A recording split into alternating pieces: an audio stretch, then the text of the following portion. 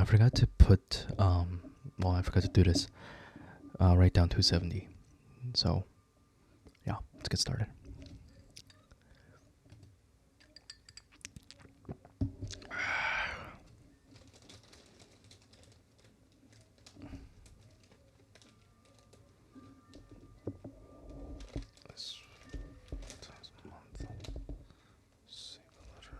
Oh yeah, I read this.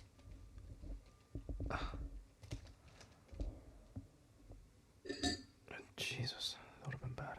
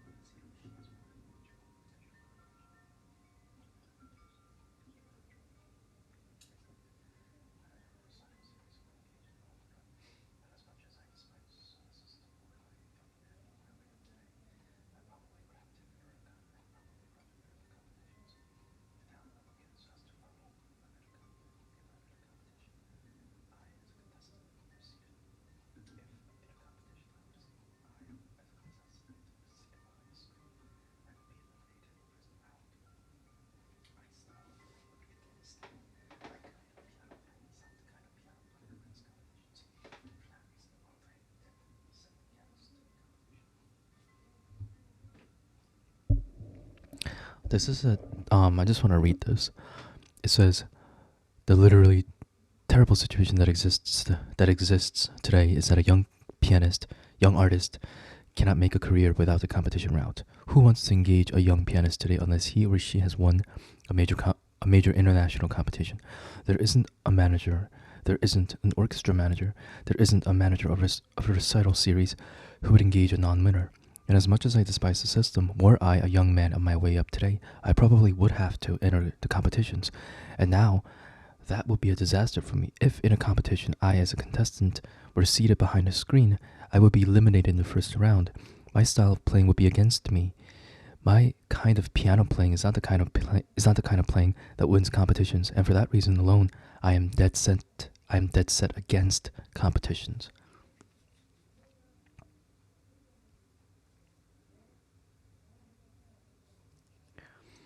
Um, yeah.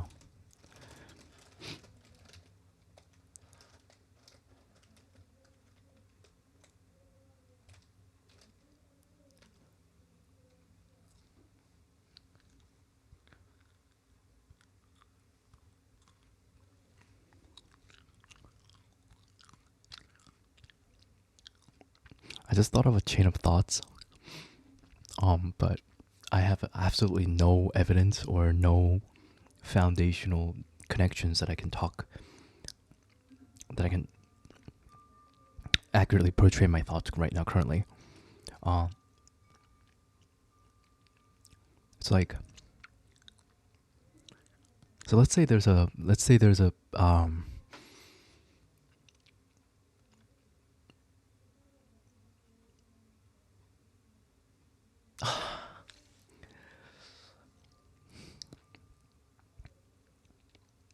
like, what does a golden standard mean, right?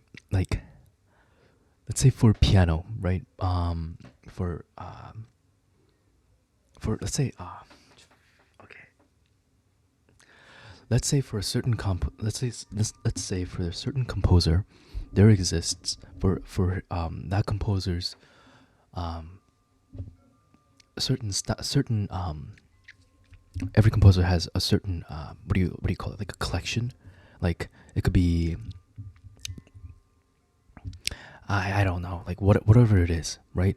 But you know how, like, so a composer can have choral works, a composer can have um concertos, a composer have, so it could be it could be a piano solo pieces only, or a choral works, etc., right?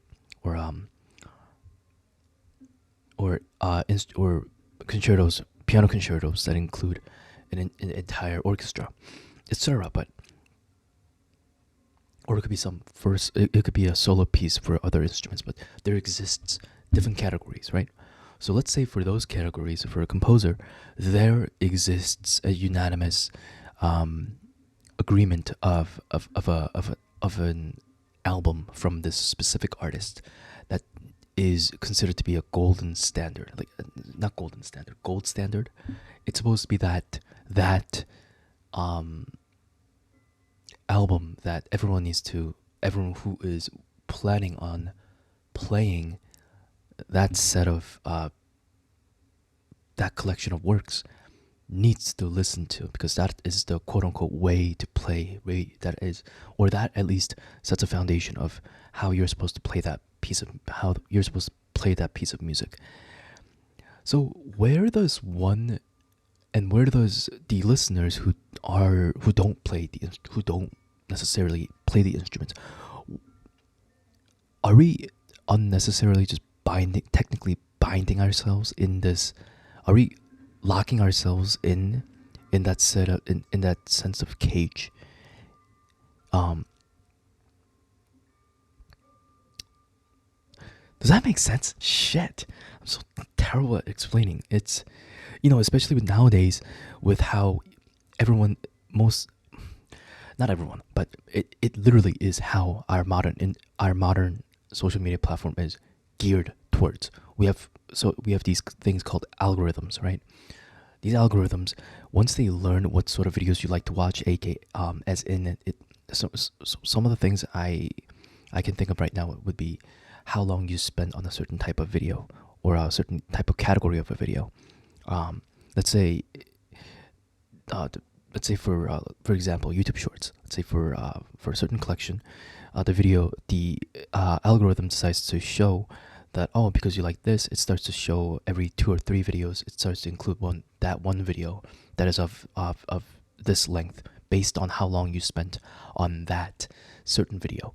And if you don't like, even if it finds out that you don't like it after a couple of tries, it decides to not recommend that video, but something else that might have gotten the attention of other people like you, the one who didn't like such a video. Does that make sense? Let's say you like a category A, and then now the algorithm recommends you these types of B videos, right? Series of B videos, and then you don't like the B videos, so it recommends a type of C videos that are still under that A category. The ones that, so the purpose of these videos, so the purpose of these social media apps is to have you engaged on their apps for as long as possible. That is the quintessential intrinsic reason why algorithms in the first place exist. Now, because that's how it is for many social medias, one average consumer is geared to, instead of necessarily using the magnifying glass, aka known as search bars, instead of doing that to find what they want to, what they want to look at, now we have a collection of recommended algorithm feeds that people can just literally just look at. It's not even about, you don't have to change the channels anymore. It's literally like right there, right?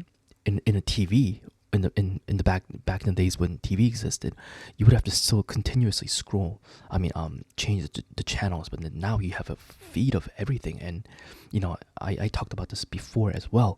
But it's not a but with channels, you have to still memorize a certain channel that you want to watch, and you have to know at what time it's gonna play, right? You don't have that freedom unless you have to technically stick with what the channel is playing on that day.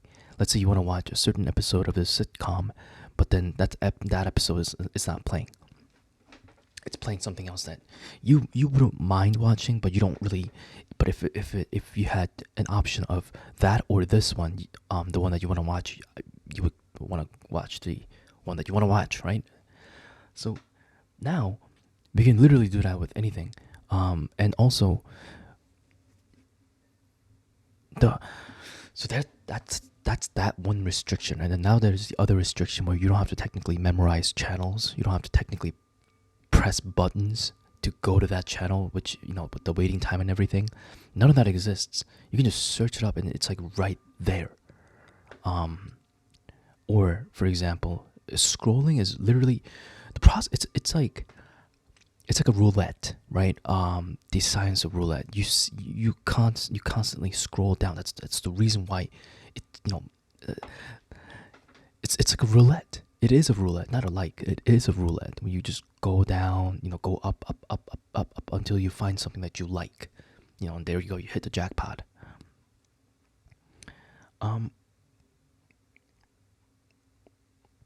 So that's it because the system provides us, instead of us actively searching for what we like, because of the convenience of how the algorithm just is able to recommend its consumers what they would want to watch. We are fixated with that, so we are used to. So that, in my opinion, it's been working perfectly. It's been working fantastically, right? Because now everyone spends at least 30 to at least, and this is at least, a lot of people spend at least 30 minutes on such platforms like YouTube Shorts, TikTok, Instagram Reels. And I say at least because I don't know exactly how much. I've heard people, there's something called doom scrolling, where you literally just scroll every day, like for 12 hours, just like that. Gotten, I don't know how that's like, but anyways. So if we are so easy, if the convenience of that, of the system just feeding us things that we may like, where does our individual search, like the desire to search things, kind of go? Does that make sense?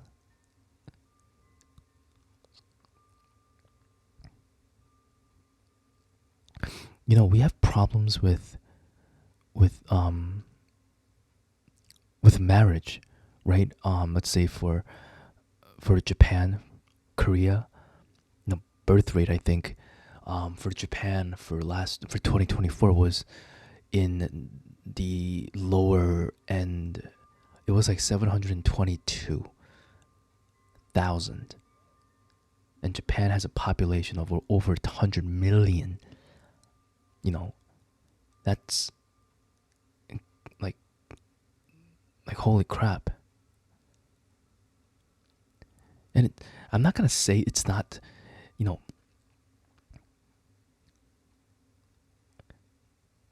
if one really, really, really wants to marry someone, I think that route is always open, right? It all depends on it depends on the context of, well, it depends on patience, right, and sacrifices. But that option is always available. So because just because an option is available, it doesn't necessarily mean that one is gonna use it.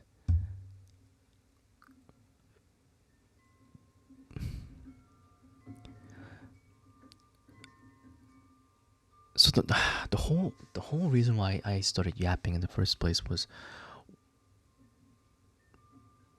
does having a gold standard of something actually prohibit people from getting their own opinions, getting their own thoughts about the certain things? Like if they don't like it, like let's say for a listener, they don't like, or for okay, for both a listener and a performer, let's say they don't like that certain quote unquote gold standard, are they, and when they don't reject that, now there comes this weird sensation of, oh, shouldn't I like it? Why do I not like it? You know, like why do I not something that is considered to be a gold standard, or something that a lot of people think that a lot of people um, a lot of people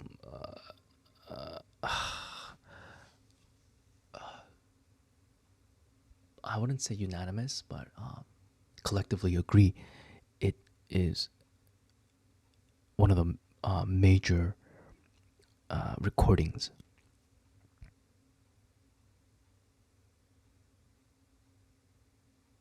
Why does that? Why does one have to question that?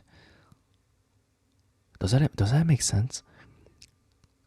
So instead of that, like, if they don't like it, like, oh, okay, I don't like it. But as long as they have the reasons why, they shouldn't even feel like they are rejecting this sort of what is supposed to be quote unquote right. I'm terrible with words. But yeah, it's something that you know, something that just randomly came into my head.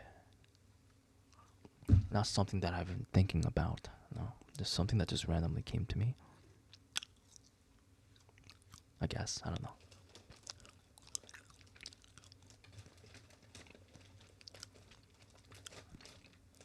That's true. I mean, it's called cognitive bias, I think, right? When you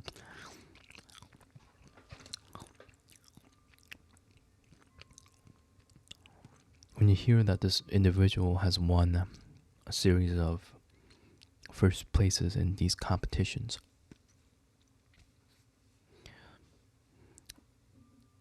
you unconsciously enjoy the music more. I don't know. Even, and if someone is told that this person never only ended up in the first place, I mean, first stage of a competition, you're just like, I don't. I want to doubt it, but everyone knows. I think a lot of people recognize that it is true. Once you realize that this person or this group has done something magical. I mean, has won these awards, has won these competitions. It's supposed to be considered to be great, right? It's supposed to be. Like there isn't. That's not supposed to be, but it does. It unconsciously comes to you that this is supposed to sound good, right? Like that. If when you hear it,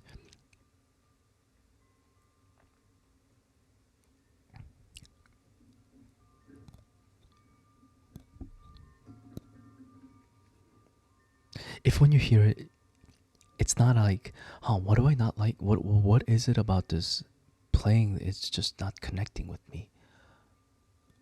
Instead of asking something like that, you may ask, oh, I mean, this it's not my thing, but this person won a lot of awards, so let's follow through. Does that? Oh my god. All right. I just so frustrated. I can't convey my. See, this is one of the reasons why I think not only I should read more, but I think I actually started writing yesterday. I started writing yesterday. Uh and it was exciting, but but then I got stuck after like 5 minutes. But it felt great. Like it felt, excuse my French, felt fucking great. Because I used to write a lot when I was in middle school.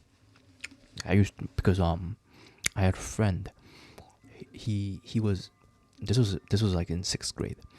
Well, summer of 6th grade, so going into 7th grade. He was like he was a gifted writer. I don't remember specific lines, but he was phenomenal. It was great. And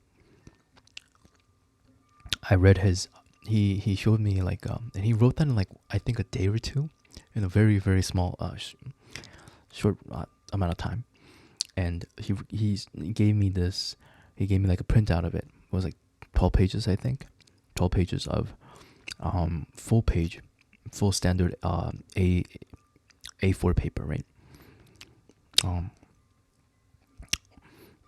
and it was like font. I think it was font like 11 or 12. I think it was font. I think it was font 11 in Times New Roman, single spaced, no double space. So single space of that, like it's a lot of text. So he had that. He had 12 pages of that.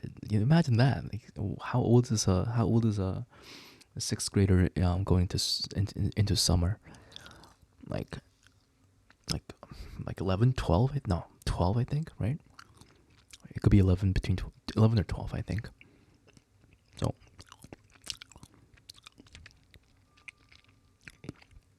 he he sent me that, and I remember reading it, and I was like, wow, this is some crazy. Like it was great. So that inspired me to write my own. I think I spent like 8 hours one day. Just I had summer school, so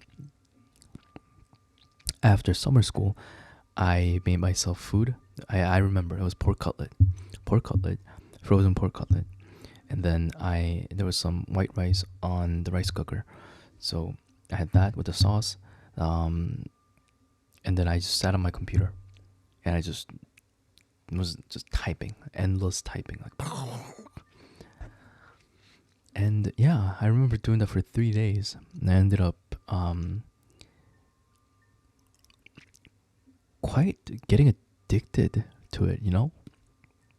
I was fairly addicted to writing, and I had this ever since, and this is another thing, but ever since I was young, I had this thing about how text is supposed to be small, like when I write, how it's supposed to be, small.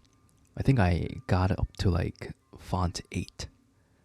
Can you imagine like 11, 12 year old like on a computer writing a font 8 single spaced type of story, like, and it was like 50, 60 pages long. It just felt great. But then, you know, 7th grade, 7th grade, bad things happened, and it was just an awful, yeah, shitty life afterwards. But anyways, yeah, I started writing again, and those memories, kind of just, came back. It was nice. And I remember how I was like, how did a 12-year-old just fucking do that? It's like, I remember I spent a lot of time like just doing it.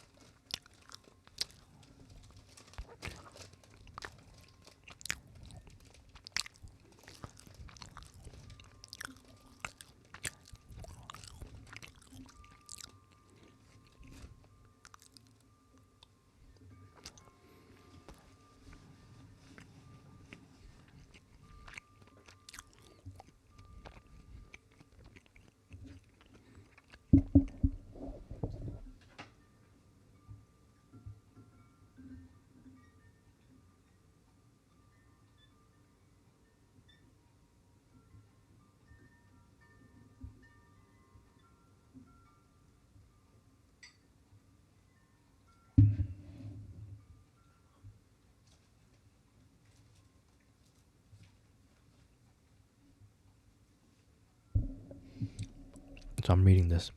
It says, there are times too when Mr. Bolle sees that many great works have been slow in public appearance. He can understand the reluctance of audiences to accept many sorts of pianism, just as the audiences reject, or at least do not welcome, all music that some consider great.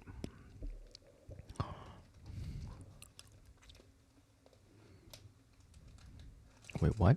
What did I just... Wait, hang on. I don't know what I just read. He can understand the reluctance of audiences to accept many sorts of pianism, just as the audiences reject. Some consider great. Well, makes sense.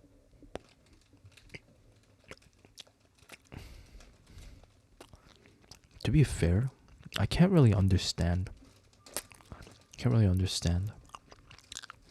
Because for me, I think...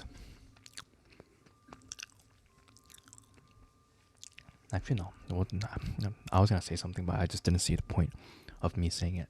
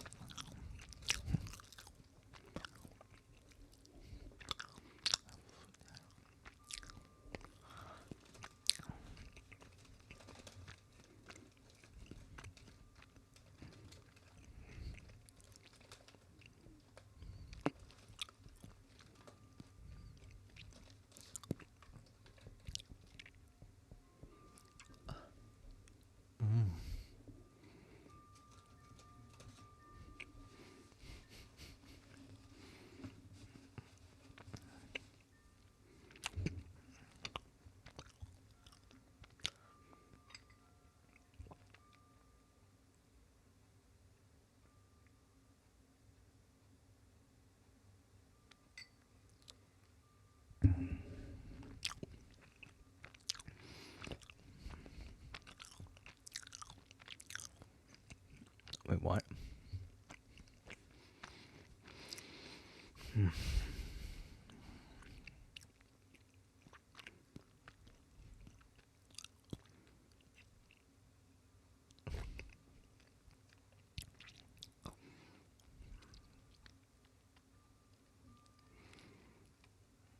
Horrendous.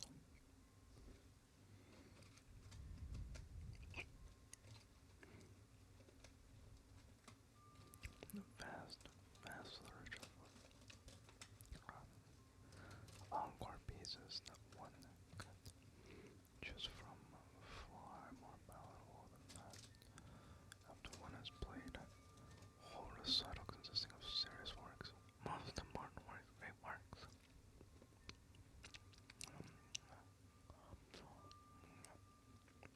You don't follow it up with roast. Give them an absolutely fabulous dinner. You don't follow it up with roast beef and Yorkshire pudding, or something all too heavy. You give them bonbons, and give them chocolate, you give them creamy mints.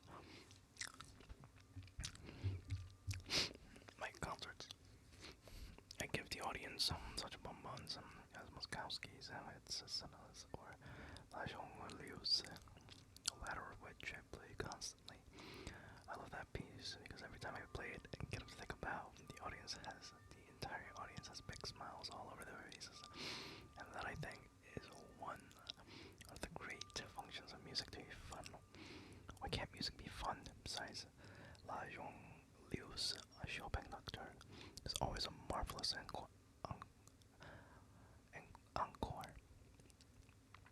Anton Rubinstein has some good ones, like the Staccato Etude, for example.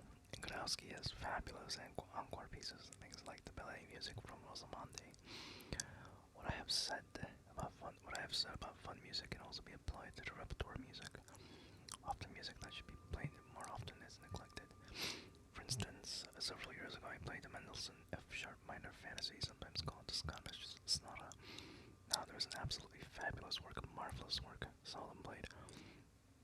However, I won't record it because Alicia De La Rocha has already done so, and so well. Another piece that I've performed is Joseph Marx' Romantic Concerto, which he composed in 1919. I just love that piece. The orchestration of the work is like early Richard Strauss, but it is a bitch of a work. It's extremely difficult for the piano, and then it's not really too rewarding because the orchestration is so thick. When I played it with the New York Philharmonic, so it meant I had to keep telling the orchestra, gentlemen, please, just if you see fortissimo, just play a nice piano. If you see a piano, just play an excruciatingly soft pianissimo. And when you see pianissimo, don't play. Much as I like it though, I have played it seldom. Although I have played it several times in Germany. I've played it only in New York and America with Amanda. It simply takes too much work. Marx has another work for piano and orchestra called Castelli Romani, which I've looked at but wasn't impressed with because it sounds more like Respighi's Pines of Rome or his Rome festivals than it does like Marx. And while we're on that subject, let me interject a few thoughts about contemporary music in the contemporary field. Like in every other age of music composition, there is an awful lot of just plain trash being written. And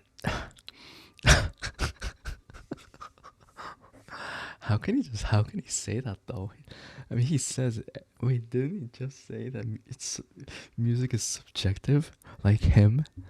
He literally said that. So, okay, so he says, anyways, that's the way I do it, and as I've repeated so often, music or making music is an individual thing. I'm me. He says that, and then he says something like, something like, let me interject a few thoughts about contemporary music. In the contemporary field, like in every other age of music composition, there's an awful lot of just plain trash being written.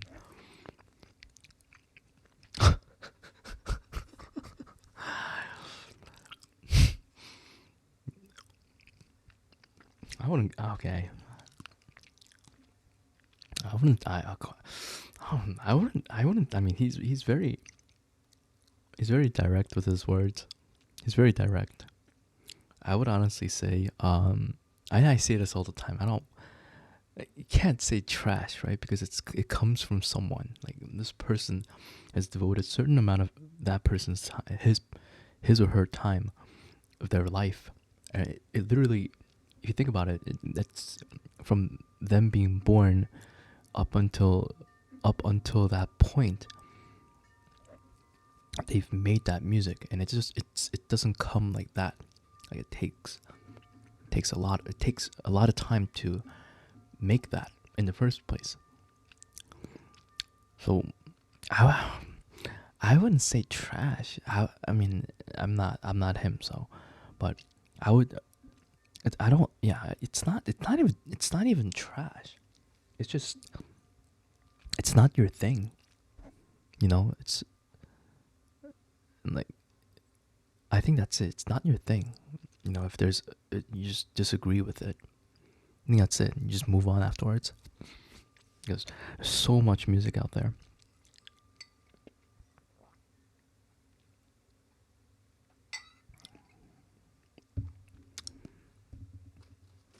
I mean, then again, this is a man who's listened to music for all his life. He's like 75, I think. So he knows a lot more than me, significantly so. Can't say anything else. There's just some things that you know from getting, from with age and experience. You can't tell to anyone, in my opinion.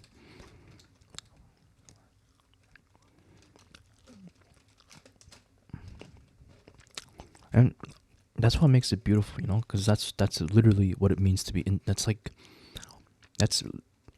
that's what individual means. Your own thoughts.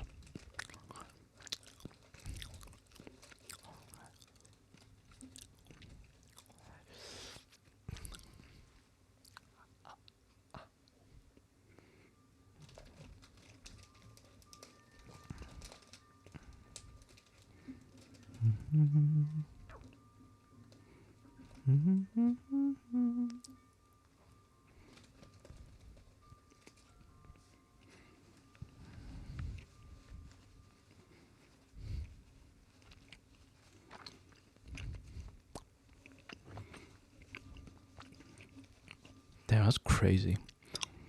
When I was 20 years old, I could learn anything overnight. That's that's just crazy. Like just thinking that, that's crazy. And thinking, just trying to make sense of that is crazy.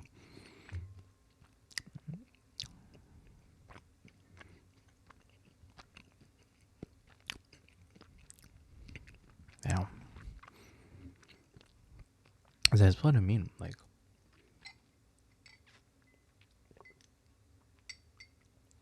can't imagine what the hell is going on. Veterans, and they must see and hear and like recognize everything. It's insane. Oh God.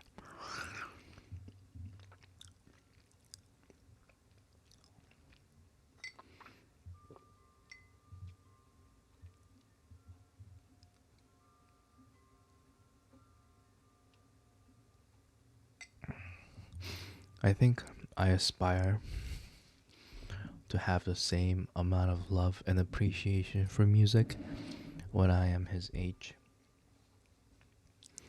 That's what I want.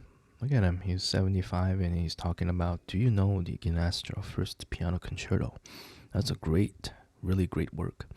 Then there's John Corrigillanos first. Corrigillanos Piano Concerto, another truly marvelous, wonderful work.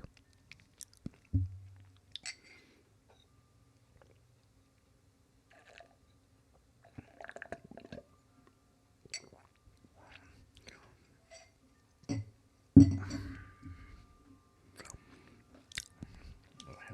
yeah, I gotta write that down.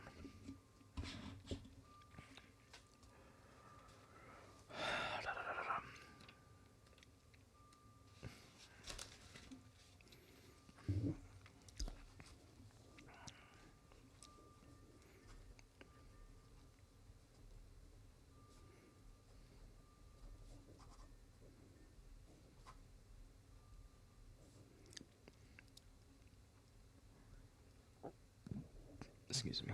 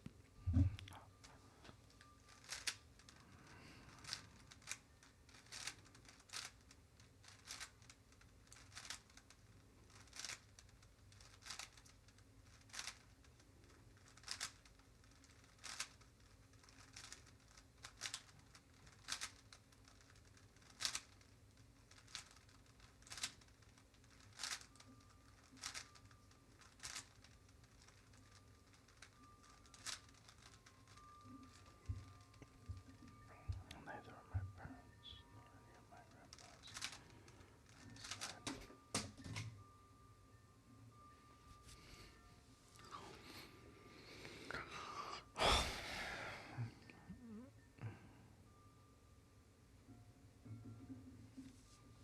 Believe that genetic theory of musicians are a family thing.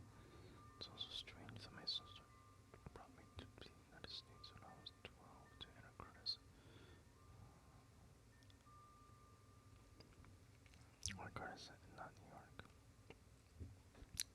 A woman in Havana by the name of Amelia Solberg married an American named Hoskinson. Now Amelia had a very beautiful old townhouse in the older part of Atlanta. It was amongst the channel of real typical 19th century salon where all the distinguished poets, writers, musicians, composers, performers, singers, and whatnot were invited to exhibit their particular talent, be it reading poetry, singing, playing an instrument, or whatever. Though I don't remember who exactly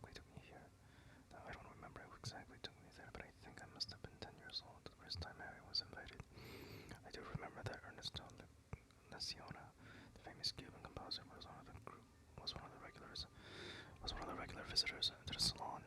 Anyhow, I was asked to play, so as any 10-year-old would, and I played.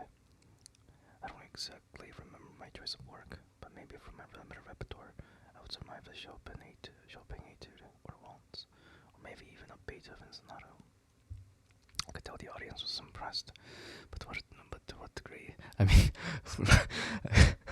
I mean, if a 10-year-old played a Chopin etude or a waltz or maybe a Beethoven sonata back then, I'm gonna be impressed, very impressed too. I can't imagine a baby playing, the like 10-year-old child playing the Ocean Etude, or what's it, Winter Wind, or the first one, the Waterfall Etude, or what's the other difficult one? A Torrent, right? Torrent is another difficult one. Or Arpeggio, the Arpeggio Etude, or the third, I think, or sixth. No, was it the sixth? I don't know. I mean, if I saw a 10-year-old though playing the Ocean Etude, I would be blown away. I would be like, "What the It's such a powerful etude." I could tell the audience was impressed. What degree could I speculate? But one of these salons, Mrs. Campbell from Erie, Pennsylvania, took special notice of my work. Now she was not only a visitor from the United States, but she was also Amelia's sister-in-law, and I had pointed out to her as someone to listen to.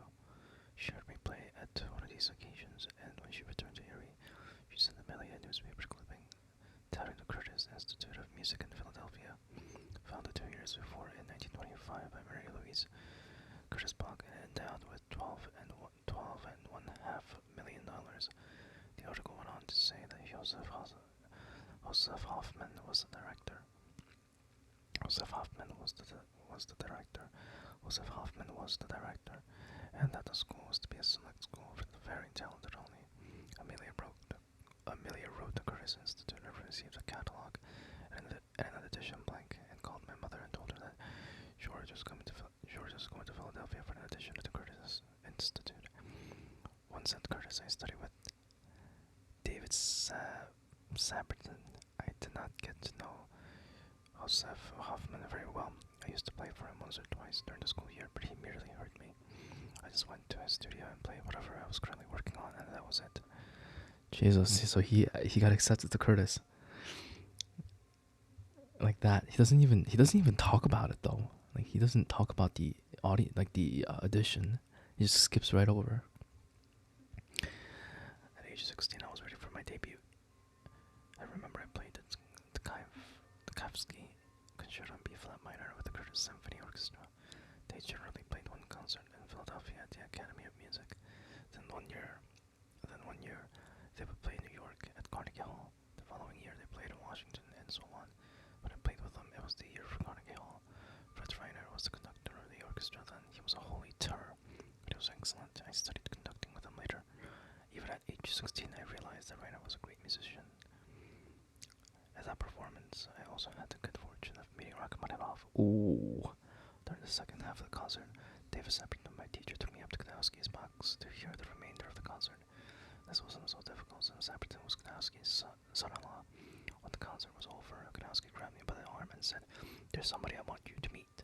Simultaneously, Rachmaninoff was coming out of an adjoining box, putting on his big overcoat with a sable collar. Kudowski spoke to Rachmaninoff in Russian, so I don't know what was said, but we shook hands and passed a few pleasantries before he hurried off. And then I met him again many years later when he played in Paris. I had graduated from Curtis and had moved to Paris. He played a recital at the Sally Playhill. Afterwards, I went backstage with hundreds of other people trying to get into his dressing room. When I finally got near him, I stammered something about his probably not remembering me, but he was at the Curtis Symphony when I played Tchaikovsky Concerto in B-flat minor with Reiner in New York. To my surprise, he didn't remember and asked what I was doing in Paris. I told him that I was just living there, taking a lot of French courses at the Alliance franchise. He asked if I was doing much playing, and I and I had to answer that I wasn't, and that was the answer, and that was the end of that. Boulez was never again to talk to. Boulez was never again to talk with Greek composer Rachmaninoff, but he had already heard the great one play innumerable times in all the years he was a Curtis. Yeah, see, like this is not on the. I can't even get to. Like I can't. It's he has so much. That is very interesting. How he considers contemporary he categorizes contemporary music to be trash. Very direct. He's a direct man.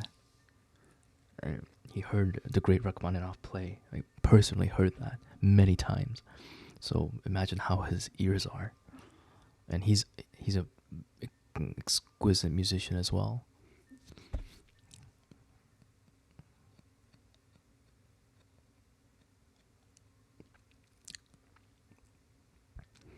My host was quick to agree to. My host was quick to agree up to a point, but his preference is the best recording of the second is the one made by Moseyevitsk. Moseyevitsk. Somehow Willie had learned that Rachmaninoff was never satisfied, never very happy with his own recording of the work.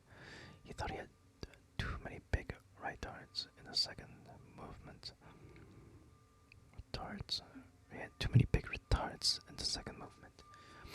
Yet as far as personalities were concerned, George Boulez preferred to have lived in the days of Franz Liszt.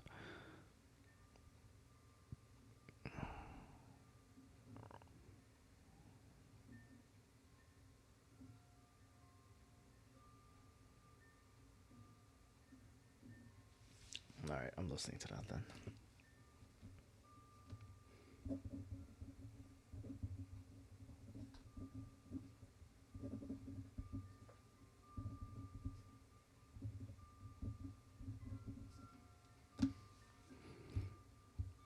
Can't tell you exactly why, but it must have been very interesting to be living in Weimar during the Liszt years. It wasn't only Liszt, mind you, but it was the people whom he attracted: Wagner, Berlioz, Bon Below, D'Albert, and Tausig, one of Liszt's prized pupils. Yes, Tausig, Rosenthal, Sauer, and all back in the days when they were just youngsters, really.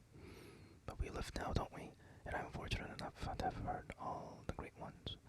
Even though I cannot go back, I was brought up on Beckhaus, Friedman, Hoffman, Rachmaninoff, and Mosevich. All great pianists. Why some of the Mosevich recordings are simply superb. His recording of the Rachmaninoff transcription of the Midsummer Night's Dream Scherzo is unbelievable. And he did that all in one take. There isn't a correction, nothing. Alright. Let's give him a listen. But my gods were Hoffman and Rachmaninoff. Their playing said more to me than the playing of any other pianist.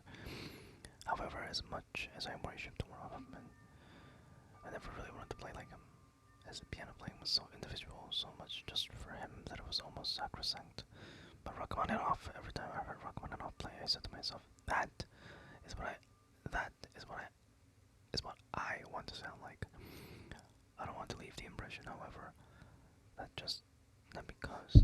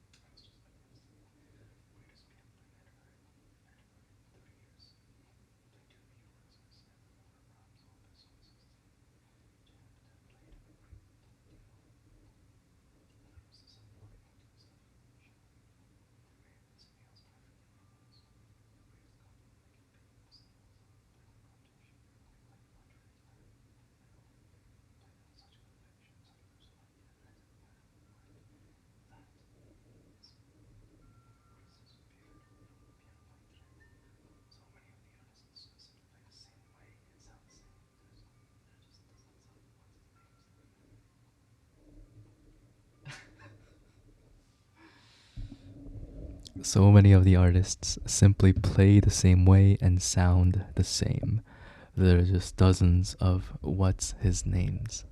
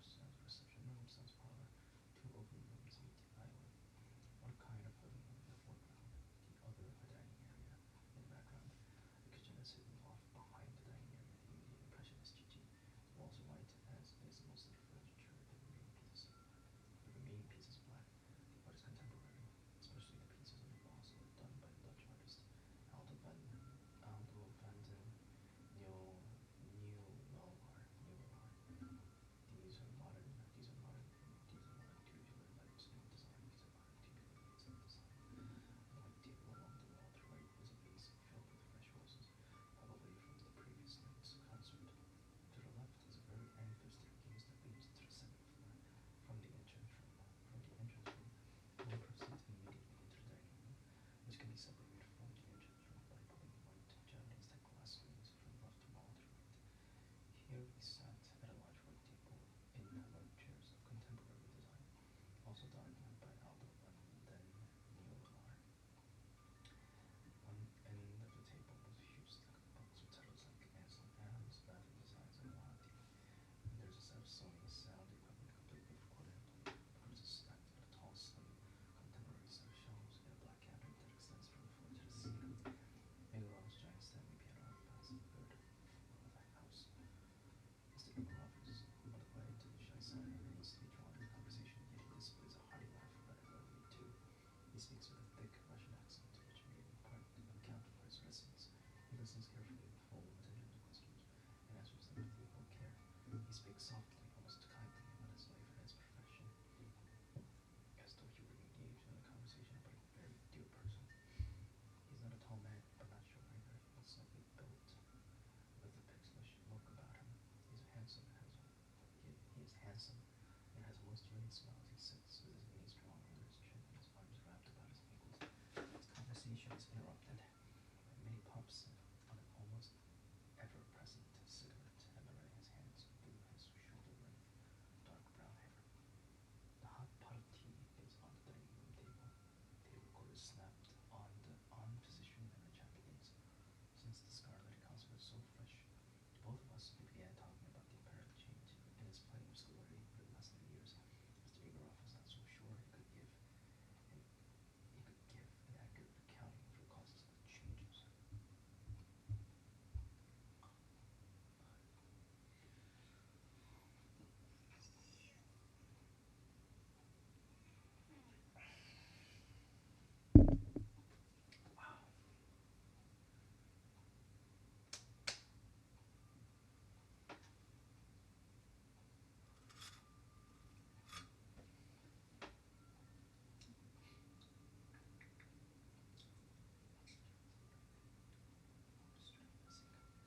Former student James Sack, capital of the Tartar Republic where I was born. I studied with her.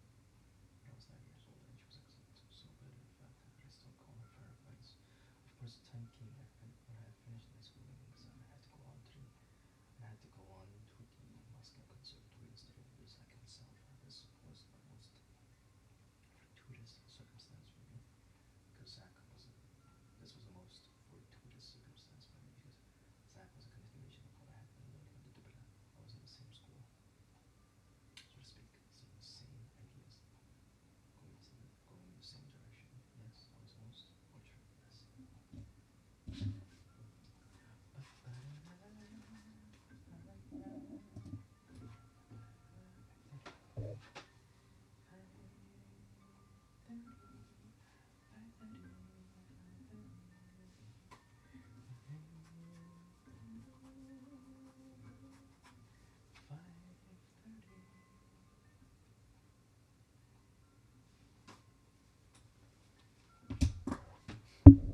Alright, I'll see you guys in the next video. Bye bye.